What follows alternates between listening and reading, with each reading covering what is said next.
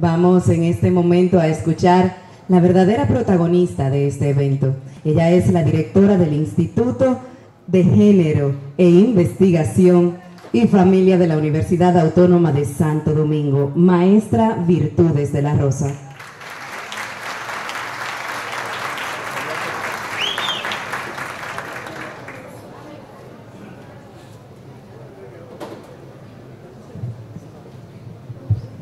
Buenas tardes.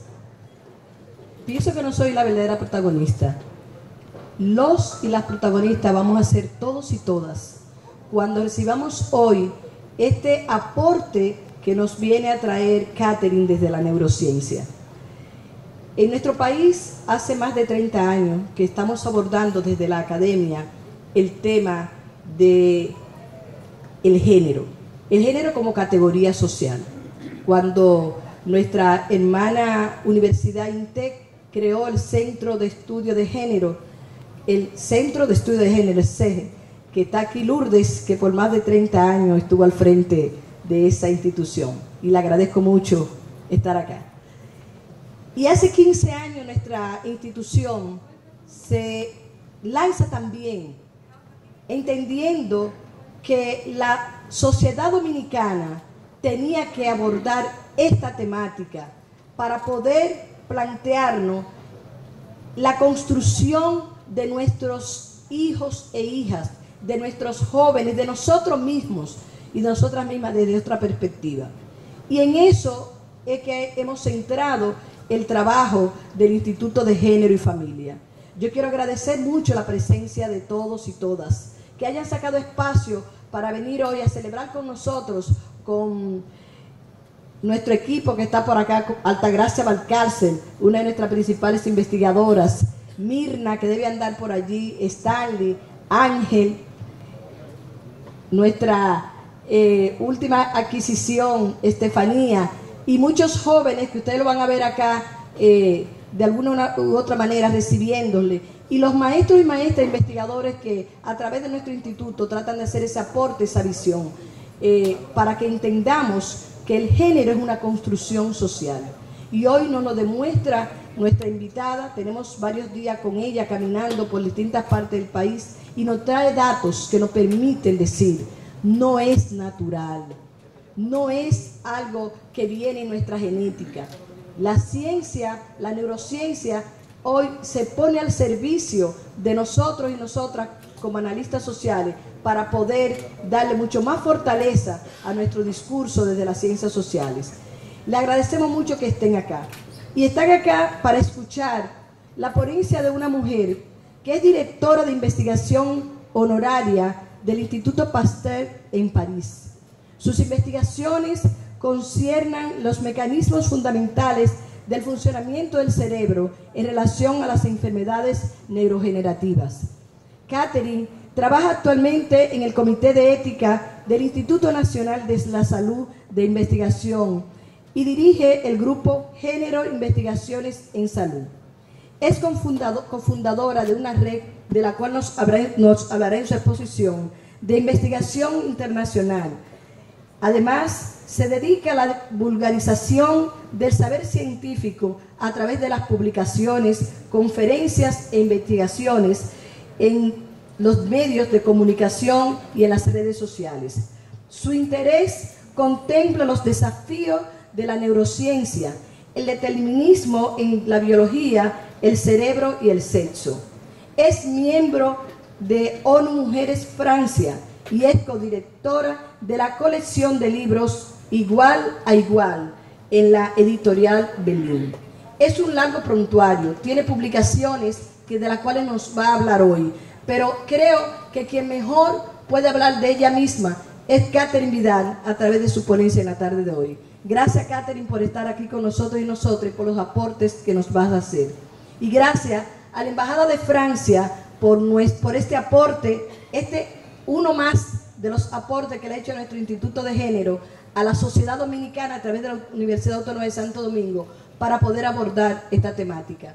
Gracias a nuestros estudiantes que están acá, a los maestros y maestras que sustituyeron la hora del programa que teníamos para venir a compartir estos saberes. Ojalá que al final podamos tener un diálogo con nuestra invitada que nos ayude a profundizar mucho más todavía en estos temas. Gracias, bienvenidos y bienvenidas. Gracias a la maestra Virtudes de la Rosa, directora del Instituto de Investigación y Estudios de Género y Familia. En este momento vamos a iniciar la conferencia ¿Son necesarias las políticas públicas para lograr la igualdad de género? Una respuesta desde la neurociencia, dictada por la doctora Catherine Vidal. La doctora dictará su conferencia en francés, por eso está el joven con ella, quien hará la traducción simultánea de la exposición. Las diapositivas están en español, pero la información está en francés. Así que con ustedes, al final de la presentación, tendremos una breve sesión de preguntas y respuestas, ¿verdad, maestra? Entonces las guardan y al final de la presentación tendremos una breve sesión de preguntas y respuestas. Ahora sí, con ustedes, Catherine Vidal.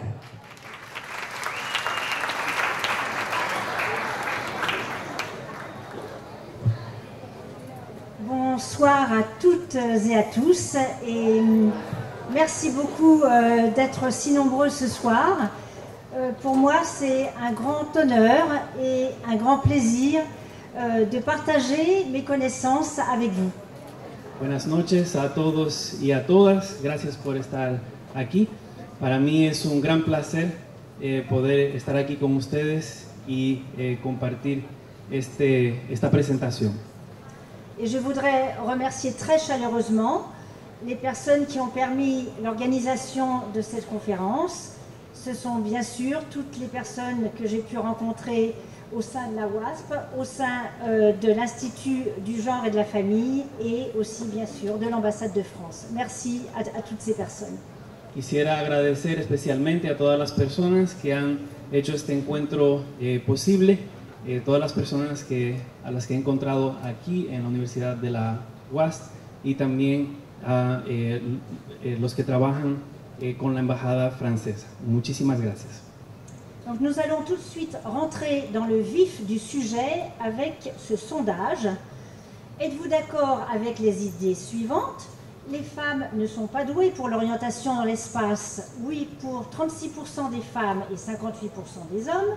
Les hommes ne sont pas multitâches. Oui, pour 54% des femmes et 28% des hommes. Entonces vamos a entrar directamente en el punto clave de esta consideración con una encuesta sobre los estereotipos de género, con esta pregunta: ¿está usted de acuerdo con las ideas a continuación? Las mujeres no son buenas para la orientación especial y respondieron que sí, el 36% de las mujeres, mientras que el 58% de los hombres también estaba de acuerdo con esto. Que los hombres no son multitareas, en este caso respondieron que sí el 54% de las mujeres y el 28% de los hombres. Deuxième question, ces différences entre les femmes et les hommes sont-elles dues à des raisons biologiques? Oui, pour 54% des femmes et 57% des hommes. À l'éducation? Oui, pour 37% des femmes et des hommes. Donc ces chiffres illustrent bien la persistance des idées reçues et des stéréotypes naturalistes sur les différences d'aptitude et de comportement entre les sexes. La segunda pregunta, estas diferencias entre mujeres y hombres se deben a, primero, razones biológicas. El 54% de las mujeres y el 57% de los hombres respondieron que sí. Si se debían por la educación, el 37% de las mujeres y el 37% de los hombres dijeron que sí. Estos números indican la persistencia de prejuicios naturalistas respecto a las diferencias cognitivas de comportamiento entre los sexos. Alors posons-nous sérieusement la question, les femmes ont-elles un cerveau comme les hommes? La réponse scientifique est oui et non. Por esta razón es muy importante que nos preguntemos si las mujeres tienen un cerebro igual al de los hombres. La respuesta científica es a la vez sí y no. Non, parce qu'il existe dans le cerveau des différences entre les femmes et les hommes dans les régions qui contrôlent la reproduction sexuée. Podemos decir que no porque en nuestros cerebros existen diferencias en las regiones del cerebro que controlan las funciones de la reproducción. Par exemple, dans le cerveau des femmes, il y a des neurones qui s'activent chaque mois pour déclencher l'ovulation et on ne voit pas cette activité, bien sûr, dans le cerveau des hommes. Por ejemplo, cada mes en el cerebro de las mujeres algunas neuronas se activan para comenzar con el proceso de la ovulación, mientras que en el caso de los hombres esta actividad no se puede observar. Mais en ce qui concerne les fonctions cognitives, c'est-à-dire les capacités d'intelligence, de raisonnement, de mémoire, d'attention, d'imagination, de créativité, les recherches s'accordent pour montrer que les femmes et les hommes ont les mêmes capacités cérébrales. Ahora, con lo que tiene que ver con las habilidades cognitivas, como lo es la inteligencia, el razonamiento, la memoria, la atención, la imaginación, las investigaciones que se han llevado a cabo hasta ahora concuerdan en que tanto hombres como mujeres tienen la misma capacidad cerebral. Mais malgré toutes ces connaissances sur le cerveau, on continue à entendre des idées reçues et des stéréotypes sur les différences d'aptitude entre les femmes et les hommes. Pero aún así siguen persistiendo conceptos erróneos y ciertos estereotipos sobre las diferentes habilidades y comportamientos que existen entre los sexos. Ainsi, on entend souvent dire que les femmes sont multitâches et capables de faire plusieurs choses à la fois. On remarquera qu'elles sont surtout multitâches à la maison, puisqu'elles doivent s'occuper des enfants, de la famille, du ménage, etc. En fait, nous sommes tous et toutes multitâches en permanence dans nos activités professionnelles et dans nos activités privées. Por ejemplo, solemos escuchar que las mujeres tienen la capacidad de ser multitarea, hacer varias cosas a la vez. Hay que notar que las mujeres sobre todo son multitarea en el hogar, puesto que tienen que ocuparse de varias cosas a la vez, los niños, cocinar, etcétera, etcétera. Pero en realidad todos somos multitareas. Todos tenemos la capacidad de hacer varias cosas a la vez, sea en el hogar o de manera profesional. Alors cette idée vient d'une expérience ancienne qui date de 1982, qui montrait que le faisceau de fibres nerveuses qui relie les deux hémisphères cérébraux, ici en rouge, était plus épais chez les femmes que chez les hommes, d'où peut-être plus de capacité à connecter les deux hémisphères et donc plus de capacité à faire plusieurs choses à la fois. Esta idea data del año 1982, después de haber realizado una experiencia sobre varios cerebros que analizaban las fibras que conectaban los dos hemisferios del cerebro y se dieron cuenta que en el caso de las mujeres estas fibras eran un poco más gruesas, lo que aparentemente explicaba la razón por la que las mujeres serían multitarea. Il faut remarquer que cette expérience est ancienne puisqu'elle date de 1982. Elle a été faite sur des cerveaux coupés en tranches, conservés dans le formol, et seulement sur 20 cerveaux, ce qui est très peu. Ahora hay que tomar en cuenta no solamente que esta experiencia se realizó en el año 1982, pero también sobre únicamente 20 cerebros que habían sido cortados en láminas y conservados en formol. Or, depuis 1982, on a fait d'énormes progrès dans la connaissance du cerveau parce qu'il y a les nouvelles techniques d'imagerie cérébrale par IRM qui désormais permettent d'étudier le cerveau vivant en train de fonctionner sans avoir à ouvrir la boîte crânienne, ce qui est très pratique. No obstante, desde esa fecha hemos hecho grandísimos avances en la ciencia, como por ejemplo la capacidad de sacar imágenes por resonancia magnética que nos permite analizar el cerebro de personas vivas en pleno funcionamiento sin tener que abrirles el cráneo, lo que es muy conveniente. Et quand on regarde toutes les expériences en IRM faites sur les connexions entre les deux hémisphères, on s'aperçoit qu'il n'y a pas de différence entre les femmes et les hommes. Ahora, cuando reunimos todas las imágenes que se realizaron de cerebros y analizamos las fibras que conectan los dos hemisferios, nos damos cuenta que en realidad no existe ninguna diferencia entre hombres y mujeres. Encore une idée reçue, d'après la théorie des deux cerveaux qui date de 1968, les femmes seraient meilleures pour le langage parce qu'elles auraient un cerveau gauche plus développé, tandis que les hommes seraient meilleurs pour s'orienter dans l'espace à cause d'un plus gros cerveau droit.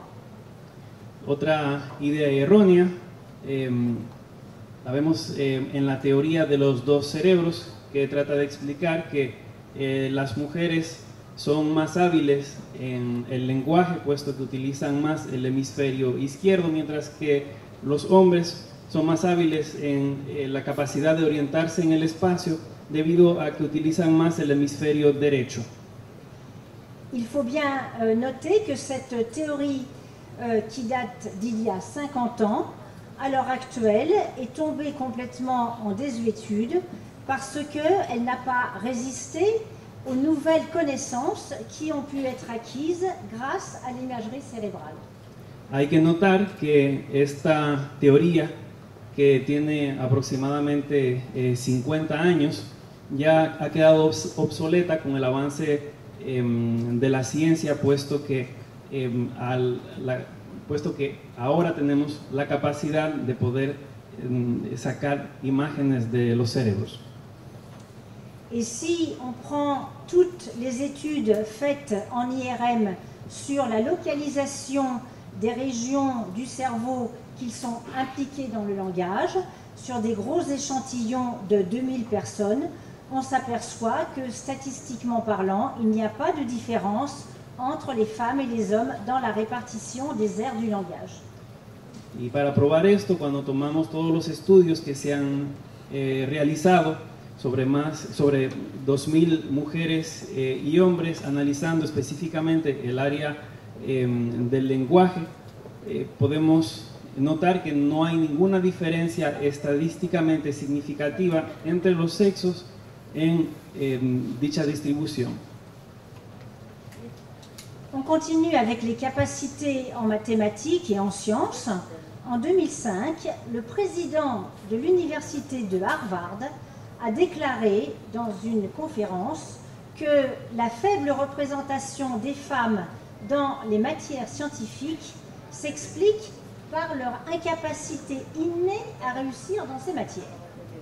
Otro ejemplo de los prejuicios lo tenemos en enero de 2005, donde Larry Summers, el presidente de la Universidad de Harvard, dijo: la baja representación de las mujeres en los temas científicos se explica por su incapacidad innata para tener éxito en estos campos.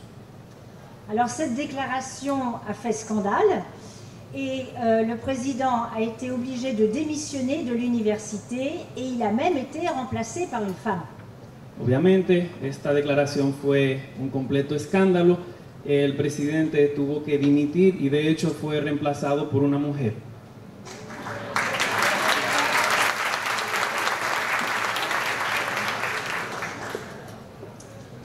Alors, en ce qui concerne le développement des capacités cognitives en mathématiques, il y a de nombreuses études qui ont été faites sur le développement des enfants et qui montrent que les capacités de manipuler les nombres et les données géométriques se développent progressivement entre les âges de 3 mois et 5 ans et qu'il n'existe pas de différence entre les filles et les garçons.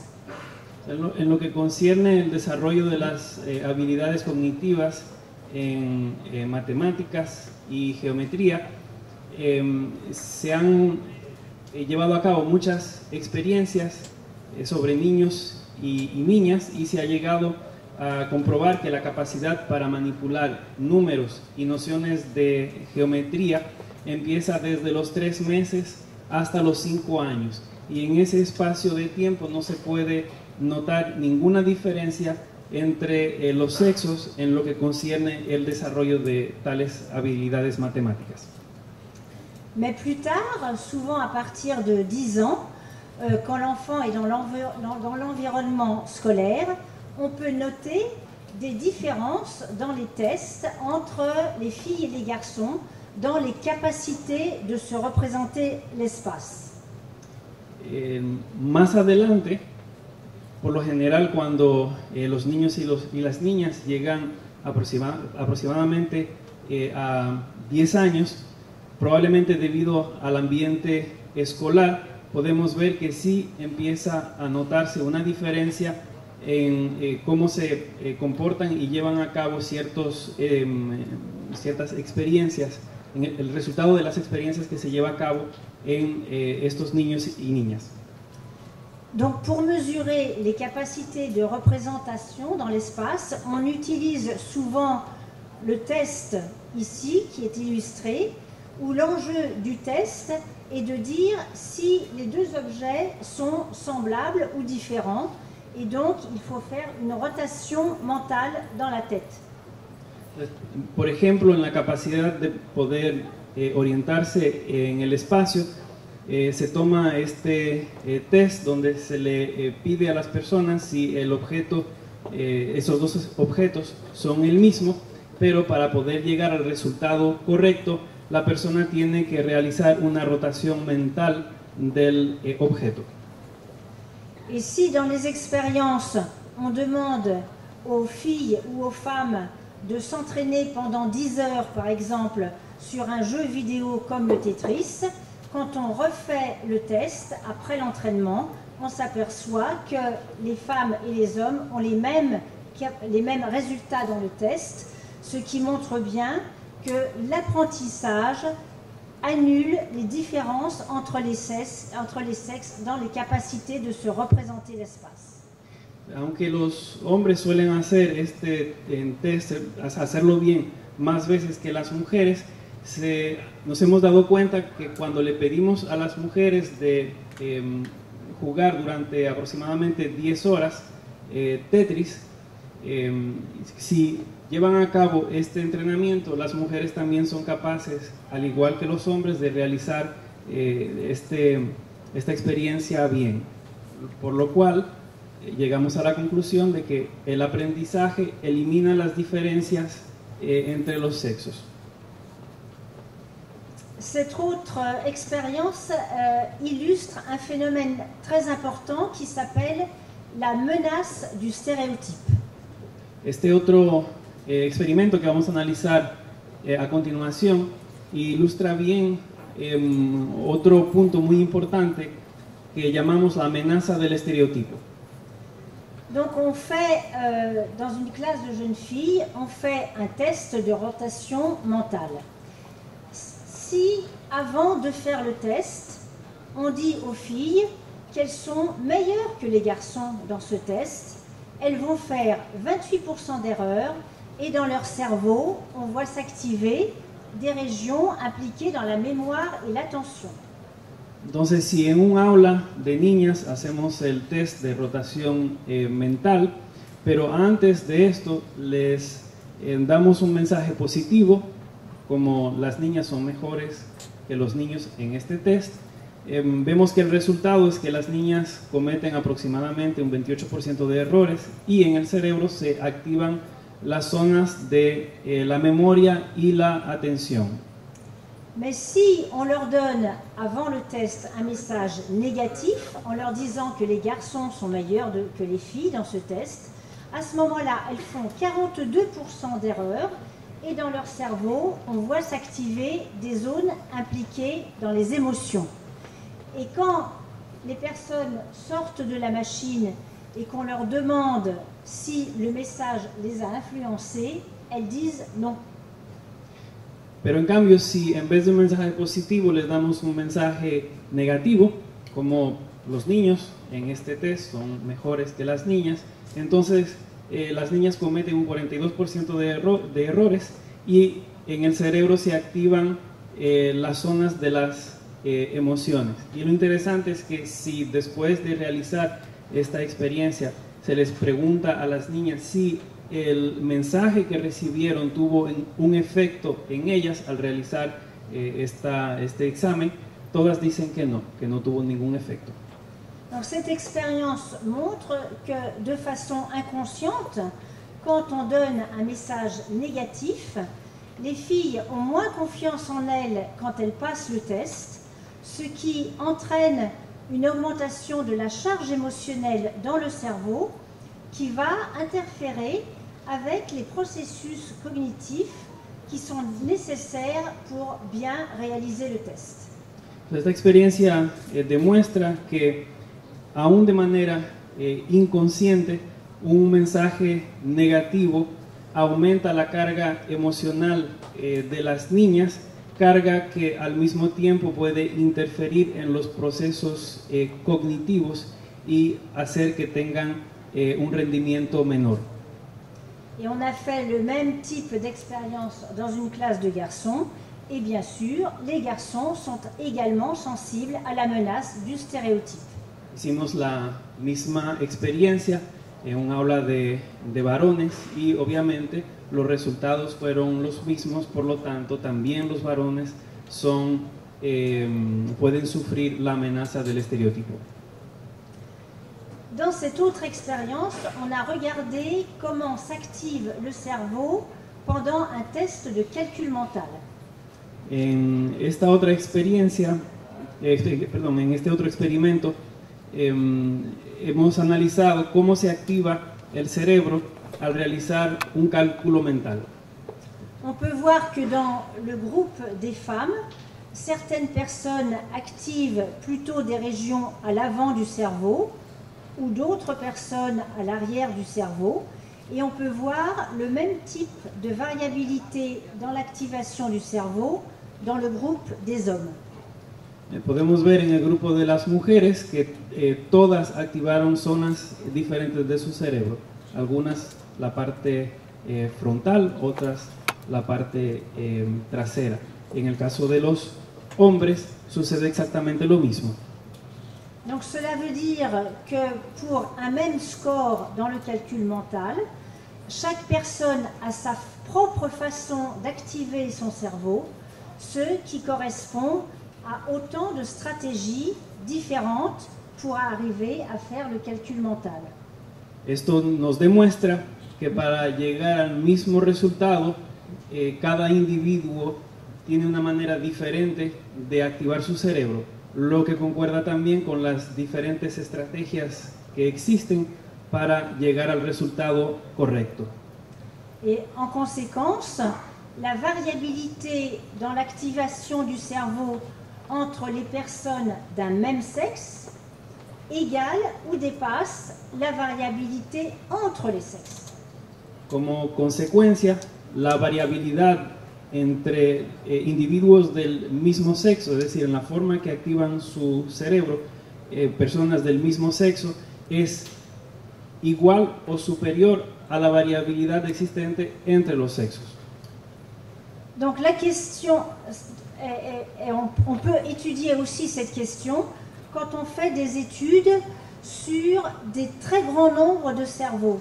Ici, 2000 personnes ont été utilisées dans cette expérience, et quand on compare avec des moyens informatiques très élaborés toutes les différences dans la structure du cerveau, on s'aperçoit qu'il existe une grande variabilité dans tous les cerveaux et qu'il n'existe pas de zones cérébrales qui sont spécifiques des hommes et d'autres zones qui sont spécifiques des femmes. Entonces podemos llegar a esta misma conclusión también cuando analizamos los cerebros de muchas personas, por ejemplo, en esta experiencia que se realizó, aproximadamente 2.000 personas, y vemos que en promedio las diferencias que existen en cada persona son tan grandes que no podemos especificar que ninguna región del cerebro sea específicamente femenina o que sea utilizada más por mujeres que por hombres. Donc la question qui se pose maintenant est d'essayer de comprendre d'où vient toute cette variabilité dans les cerveaux. Por lo tanto, llegamos a la conclusión de que cada persona tiene un cerebro diferente. Y la pregunta es, ¿de dónde viene esa variabilidad tan grande? Donc pour le comprendre, il faut étudier comment se développe le cerveau pendant la vie embryonnaire. À cette période, dans l'utérus, pour la fabrication du cerveau, les neurones se multiplient de façon intensive. On fabrique en moyenne 300 000 neurones par minute. Para llegar a la respuesta, tenemos que analizar de qué manera el cerebro se va construyendo. Y al comienzo de la vida embrionaria empiezan a multiplicarse nuestras neuronas. Llegamos a producir hasta 300.000 neuronas por minuto. À la naissance, le petit bébé humain possède 100 milliards de neurones et à ce moment-là, les neurones cessent de se multiplier. O sea, al nacimiento, el recién nacido tiene 100.000 millones de neuronas y a partir de ese momento las neuronas dejan de multiplicarse. Mais bien sûr, le cerveau d'un bébé n'est pas terminé parce que les connexions entre les neurones sont à peine ébauchées à la naissance. Obviamente, la construcción del cerebro de este recién nacido no ha terminado, puesto que no tiene prácticamente ninguna conexión entre sus neuronas. Ici, on a représenté des coupes très fines qui ont été faites dans le cortex cérébral à différents âges, à la naissance, 1 mois, 3 mois, 6 mois, 15 mois, 24 mois, etc. Et les images montrent que la densité des neurones ne change pas, mais ce qui change de façon très spectaculaire, ce sont toutes les ramifications entre les neurones qui témoignent de la fabrication des synapses. Aquí tenemos la representación de capas muy finas de los circuitos de neuronas en el córtex desde el nacimiento de un bebé, pasando por 1 mes, 3 meses, 6 meses, 15 meses, hasta 24 meses. Y como vemos, no hay una diferencia en la cantidad de neuronas, sino en las diferentes ramificaciones y la forma que se conectan dichas neuronas. Donc, dans un cerveau humain adulte qui possède 100 milliards de neurones, on compte 1 million de milliards de synapses.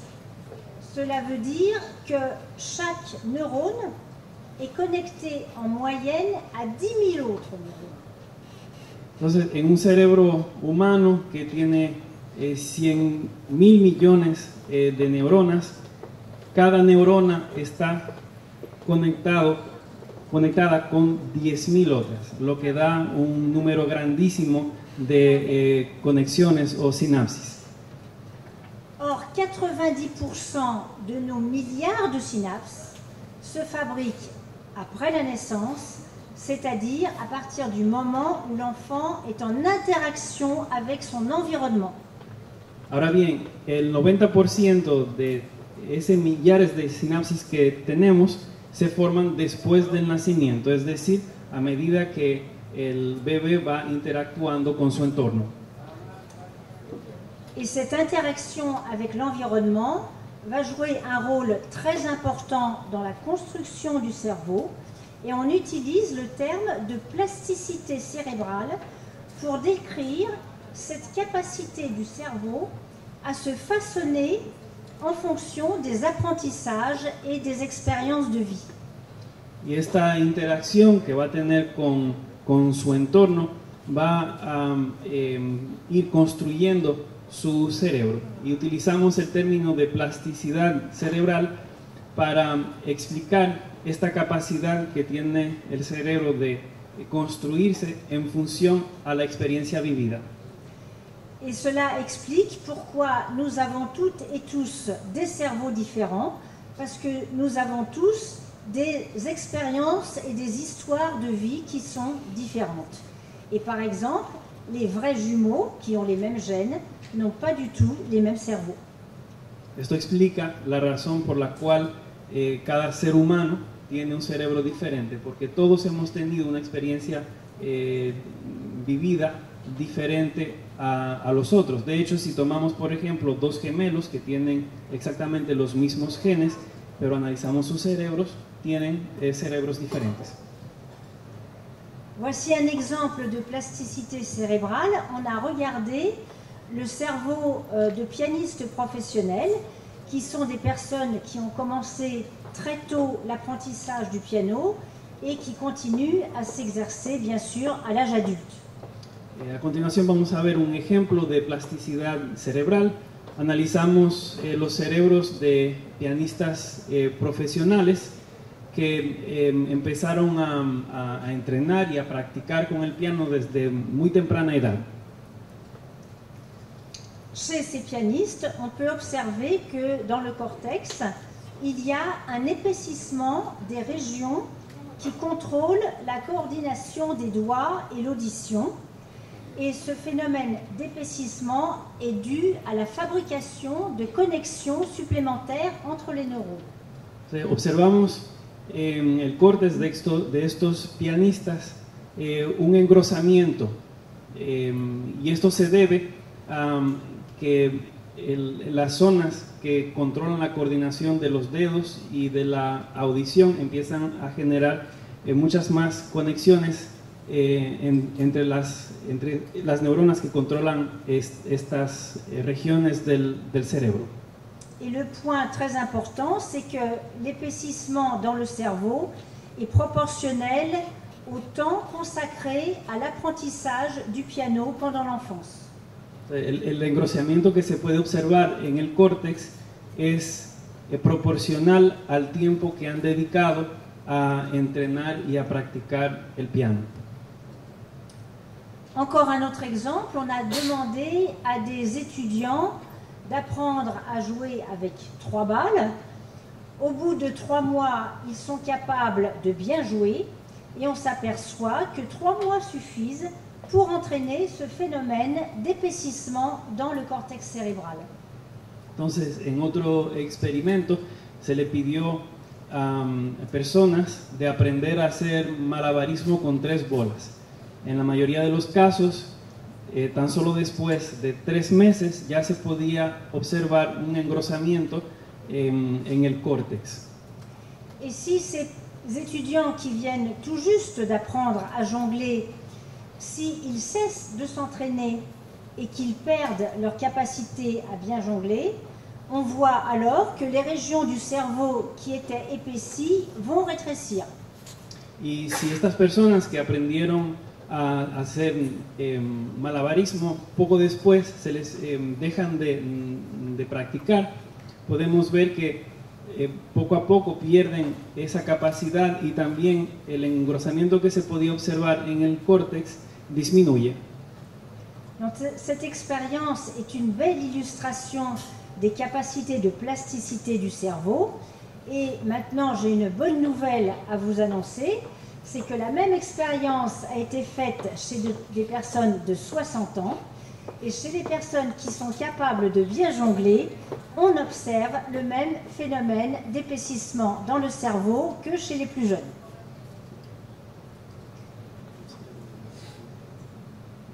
J'ai une bonne nouvelle à vous annoncer. Quoi, ça? On a fait la même expérience sur des personnes de 60 ans. Entonces, el mismo experimento se hizo también en personas de 60 años y la buena noticia es que en estas personas que lograron aprender a hacer malabarismo, también se pudo observar un engrosamiento de la corteza cerebral, lo que significa que la plasticidad cerebral puede también se mantiene con el envejecimiento. Donc c'est un bon message positif et optimiste pour tout le monde. Esto es un mensaje positivo para todo el mundo. Donc maintenant que vous savez tout sur la plasticité cérébrale qui fait que notre cerveau est en permanence en train de se façonner en fonction des expériences vécues, vous pouvez mesurer l'importance de l'environnement social et culturel dans la construction du cerveau, dans le développement des capacités psychologiques et cognitives, et aussi dans le développement de nos identités sexuées en tant que femmes et hommes. Ahora que ya entienden mejor este término, la plasticidad cerebral, que es la capacidad que tiene el cerebro de moldearse y construirse según la experiencia vivida, también entendemos por qué la importancia del entorno social y cultural en la construcción del cerebro, el desarrollo psicológico y cognitivo y la construcción de nuestras identidades sexuales. À la naissance, le petit bébé humain n'a pas du tout conscience de son sexe. Il va en prendre conscience progressivement à mesure que son cerveau se développe et que ses neurones se connectent. Entonces, al nacimiento, un recién nacido no tiene conciencia de su sexo. Es solamente de forma gradual que el recién nacido va a desarrollar la capacidad de identificarse a medida que sus neuronas se conectan entre sí. Et c'est seulement à l'âge de 2 ans et demi que l'enfant a les capacités mentales pour s'identifier au masculin ou au féminin. Es solamente a partir de los 2 años y medio que el niño o la niña tiene la capacidad mental para identificarse al género masculino o femenino.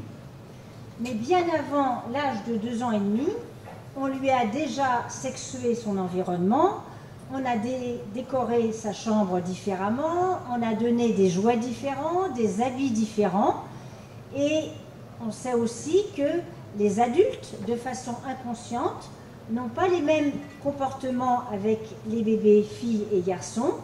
Avec les bébés garçons, il y aura davantage d'interactions physiques, on va les faire sauter en l'air, tandis qu'avec les filles, on va davantage leur parler et leur sourire.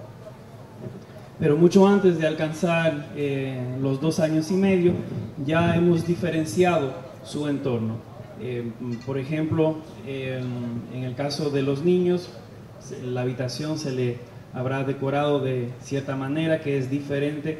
En el caso de las niñas, la vestimenta por igual y hasta el trato que tenemos con ellos va a ser diferenciado. Por ejemplo, en el caso de los niños sabemos que inconscientemente solemos tener más interacciones físicas, como por ejemplo lanzarlos en el aire, mientras que en el caso de las niñas no actuamos con ellas así, sino que más bien les hablamos. Et donc tout ce processus d'interaction de l'enfant avec son environnement physique, familial, social, culturel, va contribuer à forger certains goûts, certaines aptitudes, certains traits de personnalité en fonction des normes du masculin et du féminin qui sont donnés par la société dans laquelle l'enfant est né. Por lo tanto, toda esta interacción que va a tener el niño o la niña con su medio ambiente, su interacción física con su familia a nivel social y hasta cultural, va a ir construyendo progresivamente sus gustos, sus rasgos de personalidad y hasta su identidad de género. Et cela montre que l'identité sexuée n'est pas donnée à la naissance, qu'elle va se construire progressivement en fonction des interactions sociales et culturelles, et surtout que cette construction sociale est rendue possible grâce aux propriétés de plasticité du cerveau. Entonces, esto demuestra que la identidad de género no se adquiere al momento del nacimiento, sino que se va construyendo poco a poco a medida que el niño o la niña interactúa con su entorno, gracias a la plasticidad del cerebro. Donc cela nous renvoie aux notions de sexe et de genre, c'est-à-dire la construction sociale et culturelle des identités et des rapports sociaux entre les sexes. La découverte de la plasticité cérébrale vient enrichir et conforter les recherches en sciences humaines et sociales sur le genre. O sea, esto vuelve y nos lleva a la cuestión del género, la construcción social y cultural de las identidades entre géneros. Y el descubrimiento de la plasticidad cerebral viene a enriquecer y consolidar las investigaciones que se están haciendo en ciencias humanas y sociales. Donc il est important d'insister sur le fait que le genre n'est pas du tout une théorie, le genre est un concept qui ne nie pas du tout la réalité biologique, mais qui l'intègre complètement grâce aux propriétés de plasticité du cerveau. Por lo tanto, hay que destacar que el género no es una teoría, sino que es un concepto que no niega la realidad biológica, sino que la integra gracias a la plasticidad cerebral. Avant de terminer, on va dire quelques mots sur d'autres idées reçues qui concernent l'action des hormones sexuelles sur le cerveau.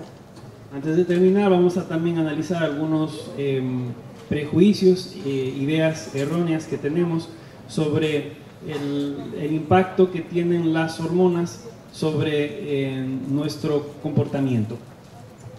Chez les animaux, l'action sur le cerveau des hormones sexuelles joue un rôle très important car elle permet les comportements d'accouplement qui correspondent précisément au moment d'ovulation et de réceptivité de la femelle. Cela veut dire que sexualité et reproduction sont complètement liées. Entonces, en el caso de los animales, la acción que tienen las hormonas en el cerebro es muy importante, puesto que determinan su comportamiento sexual. En el caso de los animales, la sexualidad y la reproducción son dos cosas que no se pueden separar. Mais au cours de l'évolution animale, quand on arrive vers les grands singes et puis chez les humains, il y a une dissociation progressive entre sexualité et reproduction.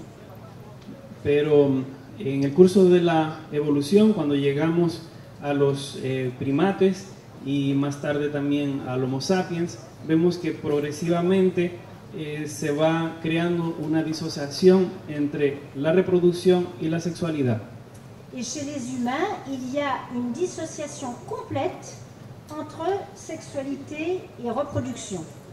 Cela signifie concrètement que le taux d'hormones dans le sang ou dans le cerveau n'a strictement rien à voir avec le moment des rencontres, ni avec le choix des partenaires.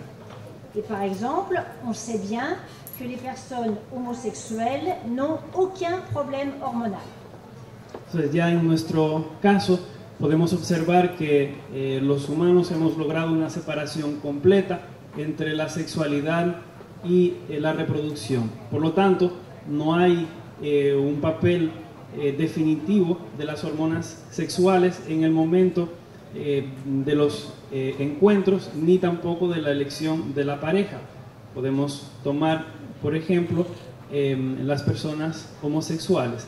Sabemos que no tienen un problema hormonal.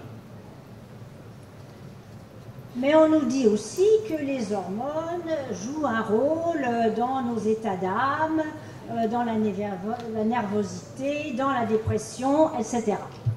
Pero también se nos dice que las hormonas pueden tener un papel en nuestro estado anímico, en nuestros cambios de humor, la agresividad, depresión, etc. Donc, dans ce domaine, il faut distinguer deux types de situations très différentes.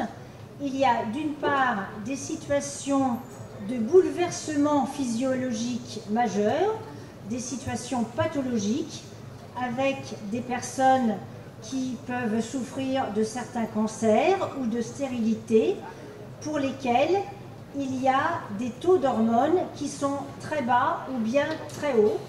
Et parfois, dans ces situations pathologiques, il peut y avoir une corrélation entre le taux d'hormones et les variations d'humeur. Entonces, en este campo hay que diferenciar dos situaciones muy diferentes. Existen situaciones patológicas donde personas tienen problemas hormonales o están recibiendo un tratamiento para la esterilidad o también reciben tratamiento contra el cáncer. Y en el caso de estos casos, podemos notar que existe una correlación entre las hormonas y los cambios de humor que pueden sufrir las personas que tienen este cuadro. Mais dans des conditions physiologiques normales, aucune étude scientifique menée avec des méthodes rigoureuses n'a permis de montrer que les hormones avaient un rôle déterminant dans nos humeurs. Pero en condiciones fisiológicas normales, ningún estudio ha podido probar científicamente que las hormonas jueguen un papel en nuestros cambios de humor. Cela signifie qu'il n'y a pas une loi hormonale universelle qui dicte nos comportements. Par exemple, si l'on considère toutes les femmes sur la planète, elles ne sont pas toutes en pleine euphorie au 15e jour du cycle et elles ne sont pas toutes en pleine dépression au 25e jour. Por lo tanto, podemos llegar a la conclusión de que no existe una ley hormonal universal que dicte nuestro comportamiento. Por ejemplo, no podemos decir que todas las mujeres del mundo están en euforia el día 15 de su ciclo, ni tampoco que todas las mujeres del mundo estén en depresión el día 25. Donc,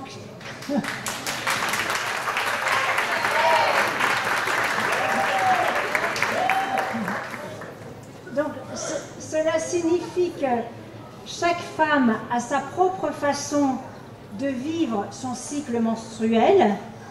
La façon dont on le vit à 15 ans n'est pas du tout la façon dont on le vit à 30 ans. Chaque femme a sa propre façon de vivre sa ou ses grossesses, la ménopause. Et de même, on peut dire que si partout sur la planète il y a la guerre, il y a des violences faites par les hommes, ce n'est pas à cause du fait que les hommes fabriquent de la testostérone. Por esto podemos llegar a la conclusión de que cada mujer tiene su propia forma de vivir su ciclo menstrual. La forma que una mujer de 15 años vive su ciclo será diferente a la forma que lo vive cuando tendrá 30. Cada mujer también vive de forma diferente su embarazo y hasta la menopausia. Y en esa misma línea también podemos llegar a la conclusión de que si la violencia está tan expandida en el mundo, no se debe a la testosterona que producen los hombres.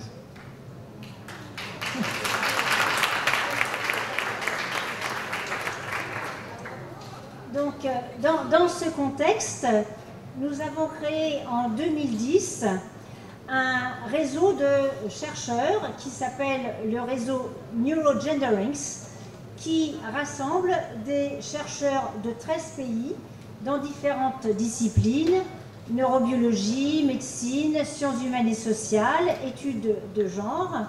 Et nous sommes très vigilants sur l'impact des recherches sur les neurosciences au niveau social, culturel et politique. Entonces, por esto se creó una red internacional que se llama Neurogenderings, que tiene expertos de 13 países de diferentes disciplinas, como la neurobiología, la medicina, ciencias humanas y ciencias sociales y estudios de género. Y somos muy cuidadosos y nos enfocamos en entender o comprender el impacto del género y la neurociencia a nivel cultural, social y político. Donc nous organisons régulièrement des conférences internationales et nous publions nos travaux dans des revues internationales que vous pourrez trouver sur Internet. Regularmente realizamos conferencias internacionales y también publicamos nuestros artículos en revistas de alcance internacional. Pour terminer, je dirais qu'au XIXe siècle, c'était le volume du cerveau et du crâne qui était utilisé pour justifier la hiérarchie entre les sexes, les races et les classes sociales. On disait que les femmes étaient moins intelligentes que les hommes parce qu'elles ont un plus petit cerveau, mais on disait aussi que les noirs avaient un cerveau plus petit que les blancs et que les ouvriers avaient un cerveau plus petit que les patrons. Para terminar, me gustaría añadir que en el siglo XIX se usaban las medidas del cráneo y del cerebro para justificar la jerarquía entre sexos, razas y clases sociales. Se solía decir que las mujeres eran menos inteligentes porque tenían un cerebro más pequeño, que los negros tenían cerebros más pequeños que los blancos, y hasta los que realizaban trabajos los que realizaban trabajos de mano de obra tenían cerebros más pequeños que sus patrones. Nous sommes maintenant au XXIe siècle. On a fait des progrès considérables dans la compréhension du fonctionnement du cerveau avec la démonstration de la plasticité cérébrale. Mais malgré toutes ces connaissances, il existe toujours une persistance de l'idéologie du déterminisme biologique qui laisse croire qu'à la naissance, les cerveaux des filles et des garçons seraient câblés différemment, ce qui expliquerait plus tard les différences de place dans la société des femmes et des hommes. Hoy en día vivimos en el siglo XXI. Ya estoy un poquito cansado. Vivimos en el siglo XXI y hemos hecho grandes avances a nivel científico. Contamos ya con la posibilidad de hacer imágenes cerebrales gracias a las resonancias magnéticas y entender el concepto de la plasticidad cerebral. No obstante, vemos que siguen persistiendo ideologías del determinismo biológico que tratan de convencernos que el cerebro de las mujeres desde el comienzo, desde el nacimiento, es diferente al cerebro de un hombre, y que por ende esto explicaría las diferencias de posiciones en la sociedad al llegar a la edad adulta.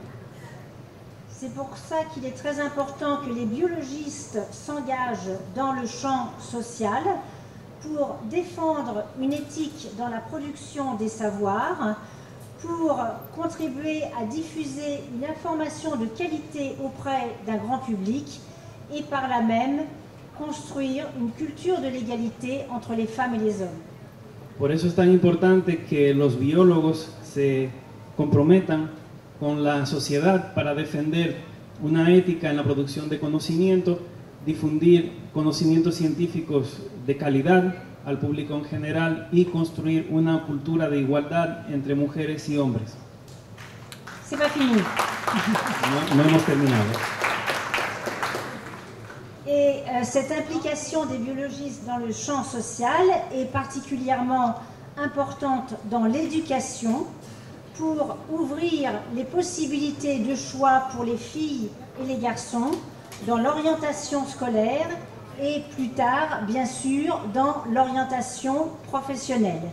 Et il faut en particulier améliorer l'image des sciences et des mathématiques auprès des filles et aussi améliorer l'image de la littérature et des langues auprès des garçons pour construire une société plus égalitaire.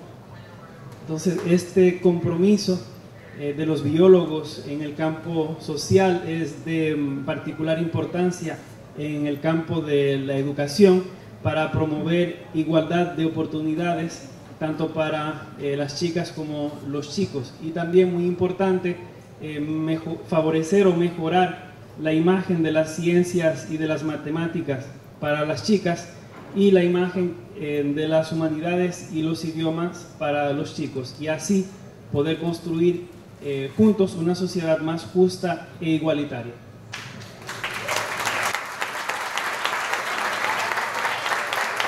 Muchas gracias.